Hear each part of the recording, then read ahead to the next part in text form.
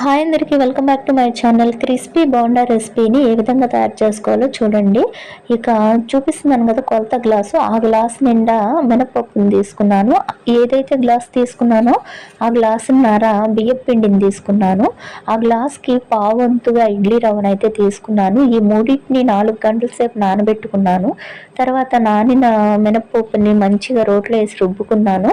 మీరు గ్రైండర్ అయినా చేసుకోవచ్చు. మిక్సీలో అయితే ఇంకొంచెం అంటే ఫ్రిడ్జ్ వాటర్ అవి పోసుకుంటూ మెత్తగా గ్రైండ్ చేసుకోవాలి. తర్వాత మనం నానబెట్టుకున్న ఇడ్లీ రవ్వని ఇంకా బియ్యం పిండిని కూడా దాంట్లో వేసేసి పచ్చిమిర్చి, ఉల్లిపాయలు, జీలకర్ర, కొంచెం సాల్ట్ యాడ్ చేసుకొని బాగా అయితే వాటిలో ఉన్న బబుల్స్ అన్నీ పోయి మంచిగా తిప్పుకోవాలన్నమాట. ఇప్పుడు అట్టు పిండిని మనం ఎలా తిప్పుకుంటాం, ఇడ్లీ పిండిని ఎలా ఒక దాంట్లో పాత్రలో మూడింటిని మిక్స్ చేసేసి వేడి వేడి పునుగులు వేసుకుంటే సూపర్ అంటే సూపర్ అబ్బా, చాలా బాగా వచ్చాయి. ప్లీజ్